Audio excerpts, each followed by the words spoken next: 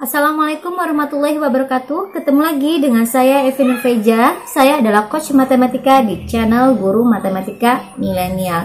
Nah, pada kesempatan kali ini saya tidak akan membahas materi, tapi akan membahas request dari salah satu GMM lovers nih. Nih, dia nulis komen seperti ini dari siapa ya? Raihan Fardan Dwinata. Nah, dia bilang, "Kak, kalau minus gimana?" Nah, kebetulan dia komen di operasi penjumlahan dan pengurangan bilangan pecahan. Berarti saya ambil kesimpulan bahwa dia bertanya, bagaimana caranya kalau pecahannya itu nilainya minus. Nah, operasinya bagaimana nanti dijelaskan. Tolong jangan di skip ya, karena takutnya miskomunikasi. Jadi dilihat sampai terakhir penjelasannya biar tidak ada kesalahpahaman atau penjelasannya bisa dimengerti secara baik-baik. Buat kamu-kamu yang belum subscribe, jangan lupa subscribe, kemudian tekan tombol lonceng sebagai notifikasi agar kamu bisa mendapatkan video-video terbaru dari saya, baik itu pembahasan soal atau pembahasan materi. Nah, itu juga salah satu langkah kamu mendukung channel ini. Nah, syukur-syukur bisa kamu share sebanyak-banyaknya di media sosial yang kamu punya, baik itu ke saudara, teman, ataupun yang lainnya.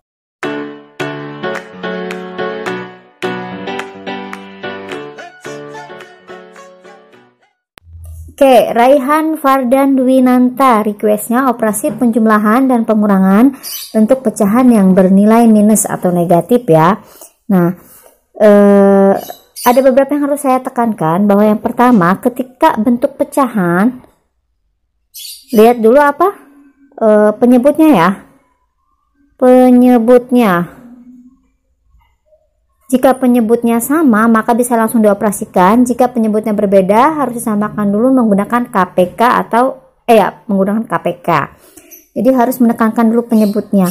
Kemudian kamu juga harus tahu operasi penjumlahan dan pengurangannya itu. Nah, operasi penjumlahan dan pengurangannya begini. Karena dia pertanyaannya bernilai minus ya. Jadi jika harus hafal not seperti ini ya, itu sudah saya jelaskan di video pembelajaran sebelumnya, yaitu jika tandanya sama, angka dijumlahkan, tanda ikut di bawah.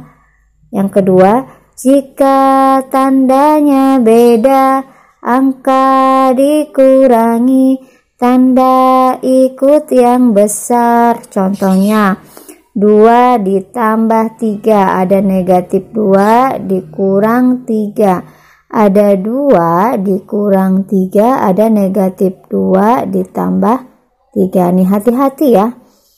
Ingat, jika tandanya sama, angka dijumlahkan, tanda ikut di bawah.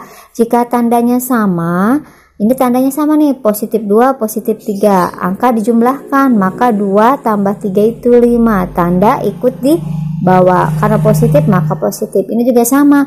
Jika tandanya sama, angka dijumlahkan, tanda ikut di bawah. Ini tandanya sama nih, sama-sama negatif. Negatif 2 sama negatif 3. Angkanya maka jumlahkan 5. Tanda ikut di bawah, karena negatif, maka negatif. Ini kasus yang pertama. Bagaimana dengan kasus yang kedua? Jika tanda beda, angka dikurangi, tanda ikut yang besar. Tanda beda nih, ini positif, ini negatif, maka angka dikurangi. Kalau pengurangan berarti yang besar dikurangi yang kecil. 3 kurang 2 itu 1, tanda ikut yang besar. Antara 2 dan 3 besaran mana?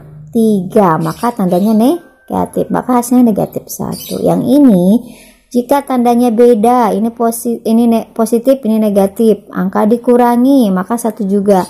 Tanda ikut yang besar, 2 dan 3 besaran 3, tandanya positif, maka positif, seperti itu. Nah, kalau konsep ini bisa, maka operasi penjumlahan dan pengurangan bentuk pecahan yang bernilai minus juga pasti bisa.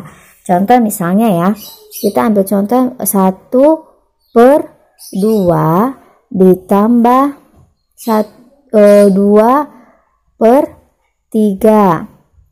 Perhatikan, penyebutnya sama tidak? Lihat penyebutnya. Oh, ternyata tidak. Kalau tidak sama, harus disamakan dulu menggunakan KPK. KPK dari 2 dan 3 adalah 6.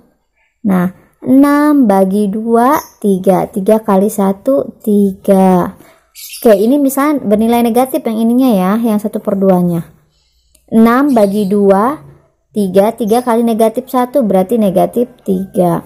6 bagi 3, 2 kali 2, 4. Karena positif. Nah, ini yang dimaksud mungkin ya, ada nilai negatifnya. Maka kalau begini, kamu lihat konsep ini, jika tandanya beda, maka angka dikurangi, tanda ikut yang besar. Tinggal kurangi angkanya. 4 dikurang 3 itu 1. Angka yang besarnya yang mana? Yang 4. 3 dengan 4 besaran 4. 4 itu positif, maka 1 positif per 6. Maka jawabannya seperti ini. Bagaimana? Mudah sekali bukan? Ya, mudah sekali, karena belajar matematika mudah tanpa harus keluar rumah itu ya bersama Evi Nurfaiza tentunya di channel Guru Matematika Milenial. Oke, contoh lagi misalnya ya. Di sini ada negatif ya, negatif atau minus 3/5 dikurang 2/5. Oke, lihat pengoperasiannya untuk bentuk pecahan, lihat penyebutnya sama tidak? Oh, penyebutnya udah sama, maka tidak usah mencari KPK lagi. Kalau ini kan beda ya, maka harus cari KPK. Kalau ini tidak usah, ini berarti langsung bisa dioperasikan menggunakan operasi penjumlahan pengurangan. Lihat, jika tandanya ini sama apa beda tandanya? Sama ya, ini negatif 3, ini negatif 2. Jika tandanya sama, angka dijumlahkan, tanda ikut di bawah. Maka jumlahkan angkanya, 3 tambah 2 itu 5. Angka ikut di bawah, maka karena ya tanda ikut di bawah karena tandanya negatif, maka negatif per 5. Jadi jawabannya negatif 5/5, atau bisa disederhanakan menjadi negatif 1. Selesai, karena negatif 5 dibagi 5 adalah negatif 1. Bagaimana? Masih bingung tidak? Oke, kalau itu saya kasih contoh satu lagi ya. Misal begini. 2/3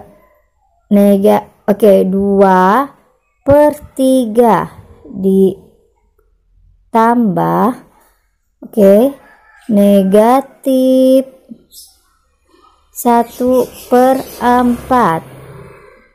Nah, ini bagaimana penjelasannya atau pengerjaannya? Kalau ada kurung di sini itu artinya ini negatif. Kalau ini penjumlahan. Maka langkah yang pertama adalah, biar lebih mudah, kamu kalikan dulu tanda ini dengan tanda yang di dalam ini, atau yang ini dengan yang ini.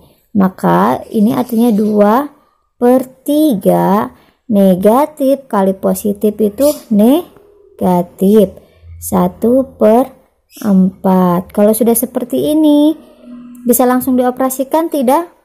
Tidak bisa, karena penyebutnya berbeda. Samakan dulu penyebutnya menggunakan KPK. KPK dari 3 dan 4 adalah 12. 12 itu bisa dibagi 3, bisa juga dibagi 4. 12 bagi 3 itu dapat 4. 4 kali 2, 8. 12 bagi 4 itu 3. 3 kali 1, 3. Di sininya pengurangan. Maka jika tandanya beda, angka dikurangi, tanda ikut yang besar. Angkanya beda nih, tandanya beda, berarti angka kurangi 8 kurang 3, 5. Tanda ikut yang besar. 8 dengan 3 besaran mana? 8. 8 itu positif, maka tetap positif per 12. Selesai, ini sudah tidak bisa disederhanakan lagi. Mudah bukan? Oke, terima kasih banyak atas perhatiannya. Mudah-mudahan penjelasan ini bisa dipahami oleh Raihan Fardan Dwinanta, dan buat kalian juga yang lihat video pembelajaran ini. Sampai ketemu lagi di video pembelajaran atau pembahasan soal berikutnya. See you guys, bye bye.